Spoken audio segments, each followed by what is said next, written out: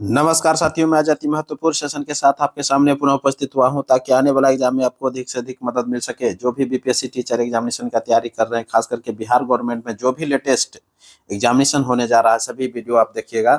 एक एक वीडियो आपको लेटेस्ट एग्जाम मॉडल पर तैयार किया जा रहा है। तो पहला क्वेश्चन है, एंटीबायोटिक शब्द का प्रयोग सर्वप्रथम 1942 ईस्वी में सेल्समैन बॉक्समैन ने किया।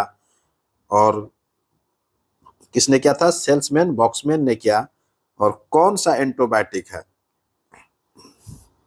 कौन एंटीबायोटिक है?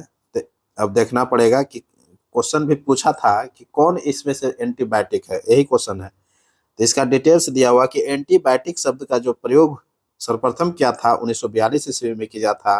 और किसने किया था? तो सेल्समैन बॉक्समैन ने किया था। तो वही कहता है कि कौन इसमें से एंटीबायोटिक है, इसमें से कौन सा एंटीबायोटिक है। तो देखना पड़ेगा। पेनिसिलिन एंटीबायोटिक है, बिल्कुल सत्य है। पेनिसिलिन जो है एंटीबायोटिक है। एस्पिरिन एंटीबायोटिक है। पैरासीटामोल एंटीबायोटिक है, ये भी सत्य है। और सल्फाडाइन जो है, डाइजिन जो है, ये भी ये एंटीबायोटिक है। और फ्लेक्सोन जो है ये भी एंटीबायोटिक है। अर्थात ये जो तीनों ऑप्शन है ये सभी एंटीबायोटिक दिया हुआ है। पेनिसिलिन एंटीबायोटिक है, पेनिसिलिन एंटीबायोटिक है। एस्पिरिन एंटीबायोटिक है। पैरासीटामोल एंटीबायोटिक है। सल्फाडाइजिन एंटीबायोटिक है। फ्लेक्सोन एंटीबायोटिक है। ये सभी हो जाएगा। तो उपयुक्त में से एक से अधिक आंसर हो जाएगा, ऑप्शन डी हो जाएगा। क्लियर। नेक्स्ट क्वेश्चन की ओर बढ़ जाते हैं। नेक्स्ट क्वेश्चन है, टेफ्लॉन किसका बहुलक है? टेफ्लॉन जो है किसका बहुलक है? तो टेफ्लॉन जो है किसका बहुलक है? तो टेट्रा फ्लोरोएथिलीन का है। किसका है? टेट्रा फ्लोरोएथिलीन का है। तो ऑप्शन क्या हो जाएगा? टेट्रा फ्लोरोएथिलीन। तो टेट्रा फ्लोरोएथिलीन तो ऑप्शन दिया हुआ नहीं है, तो ऑप्शन क्या हो जाएगा? नन ऑफ दीज हो जाएगा। टेफ्लॉन किसका बहुलक है? तो टेट्रा फ्लोरोएथिलीन का है। लिख लीजिएगा, टेट्रा फ्लोरोएथिलीन। क्लियर हो गया होगा। नेक्स्ट क्वेश्चन देख लेते हैं। कौन सही सुमेलित है? कौन सही सुमेलित है, एक एक करके देखेंगे। विटामिन है और रासायनिक नाम है। विटामिन B2 का रासायनिक नाम क्या है? राइबोफ्लोविन है। तो बिल्कुल सत्य है, विटामिन B2 का राइबोफ्लोविन कहते हैं। तो ऑप्शन ये सत्य है। दूसरा है विटामिन डी। विटामिन डी को कैल्सीफेरॉल कहा जाता है, बिल्कुल सत्य है। विटामिन ए को टेकोफेरॉल कहा जाता है, ये भी बिल्कुल सत्य है। और विटामिन के को जो है फिलोक्विनोन कहा जाता है। यही सब ऑप्शन जो है एग्जाम में देखने के लिए मिलता है, तो ध्यान में रखिएगा। तो विटामिन B2 को क्या बोलते हैं? राइबोफ्लोविन। विटामिन डी को क्या बोलते हैं? कैल्सीफेरॉल। विटामिन ई को क्या बोलते हैं? टेकोफेरॉल। और विटामिन के को क्या बोलते हैं? फिलोक्विनोन। तो ऑप्शन क्या हो जाएगा? ये सभी सुमेलित है, तो प्रयुक्त में से एक से अधिक आंसर हो जाएगा। क्लियर। नेक्स्ट क्वेश्चन है, कौन सा युग्म सत्य है? कौन सा युग्म सत्य है, एक एक करके देखेंगे। विटामिन की कमी है और रोग है। तो रेटिनॉल, रेटिनॉल जो है के कमी से कौन सा रोग होता है? तो जीरो फथेलीमिया होता है। जीरो फथेलीमिया होता है, ऑप्शन ए दिया हुआ है, बिल्कुल सत्य है। साइनोकोबालामिन, साइनोकोबालामिन की कमी से क्या होता है? रक्त क्षीणता होता है, बिल्कुल सत्य है।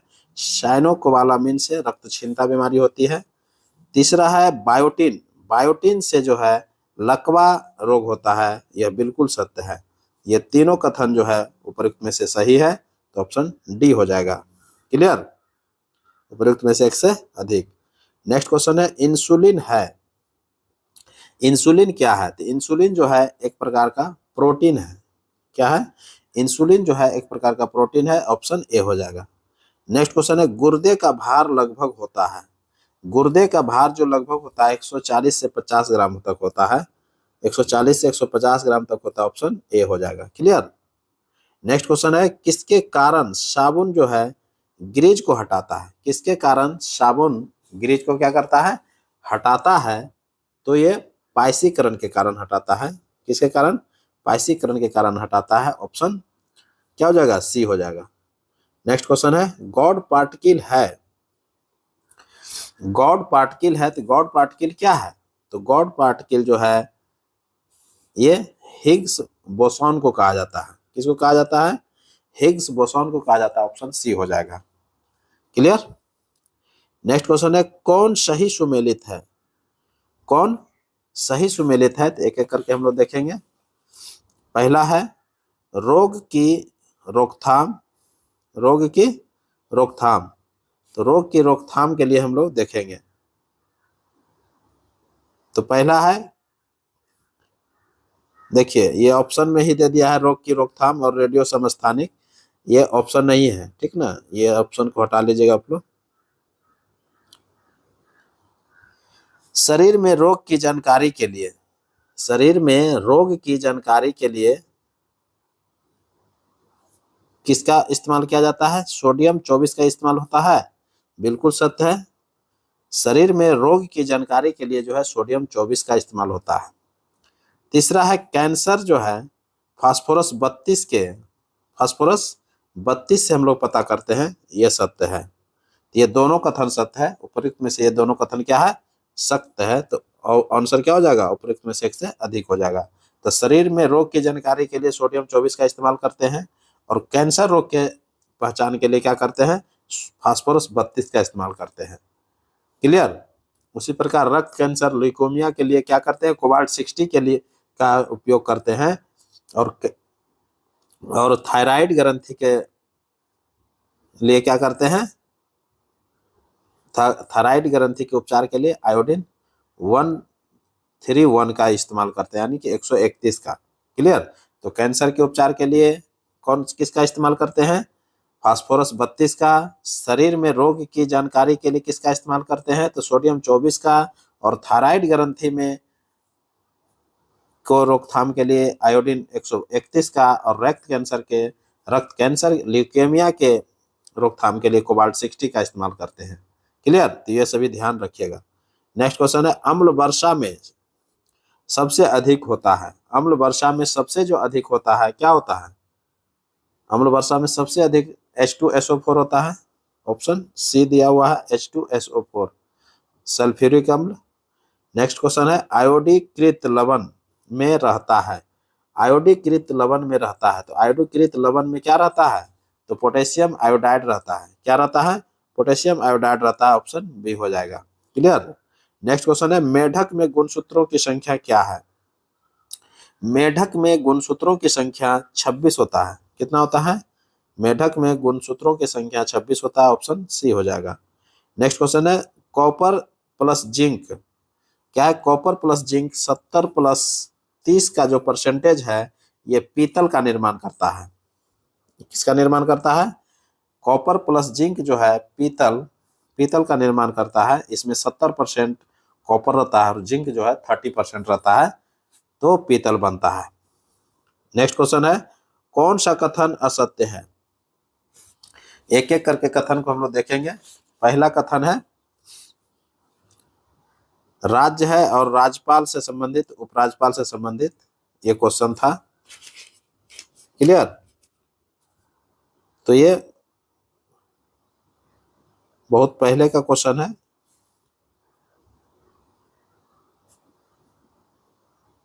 चलिए इसको नेक्स्ट कर देते हैं, सभी इसमें बदला गया है, इसलिए नेक्स्ट क्वेश्चन ले लेते हैं। नेक्स्ट क्वेश्चन है, आईसीसी हॉल ऑफ फेम क्या है?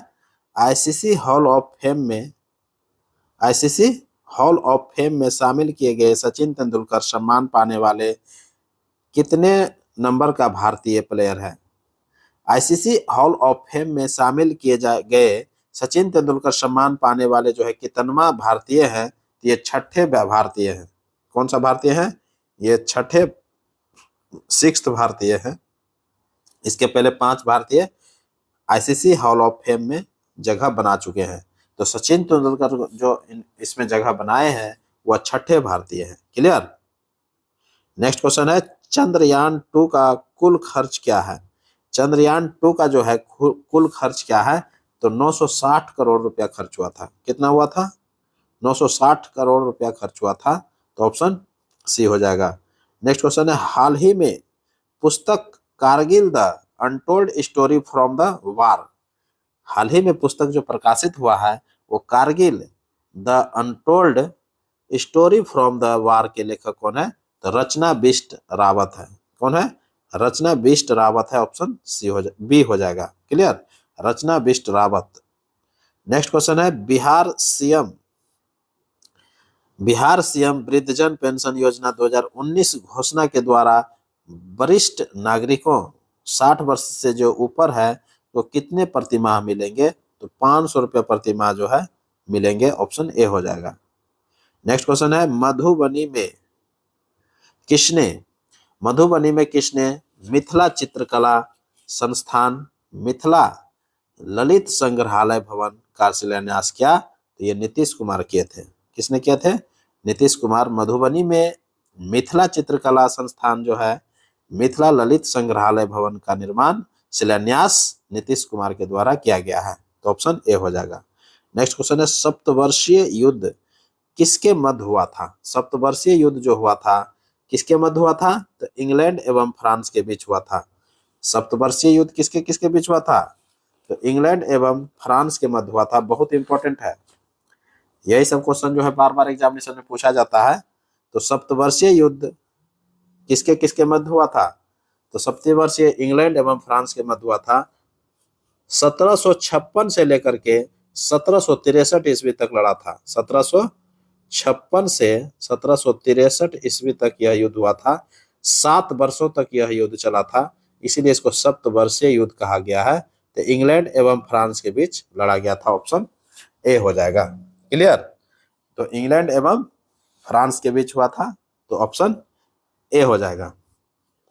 तो सप्तवर्षीय युद्ध में इंग्लैंड को काफी आर्थिक क्षति हुई थी। इस क्षतिपूर्ति हेतु तत्कालीन पीएम ग्रेनविले ने 1765 ईस्वी में स्टाम्प एक्ट पारित किया था। क्या क्या था? स्टाम्प एक्ट पारित कर दिया था 1765 ईस्वी में, जिसके अनुसार सभी अदालती कागजों, अखबारों आदि पर 20 शिलिंग का स्टाम्प लगना अनिवार्य था। 1767 ईस्वी में ब्रिटिश संसद ने कागज, सीसा, चाय, रोगन जैसे उपभोक्ता वस्तुओं पर भी कर लगाया। उपनिवेशवासियों ने इन करों का व्यापक विरोध किया तथा सैमुअल एडम्स ने प्रतिनिधित्व नहीं तो कर नहीं का नारा दिया था। इसी में जो है सैमुअल एडम्स ने क्या किया था? प्रतिनिधित्व नहीं तो कर नहीं का नारा यही सप्तवर्षीय युद्ध में ही दिया था। क्लियर? तो किसने दिया था? सैमुअल एडम्स ने दिया था। कब दिया था? सप्तवर्षीय युद्ध में दिया था। सप्तवर्षीय युद्ध किसके किसके बीच हुआ था? तो इंग्लैंड एवं फ्रांस के बीच में हुआ था।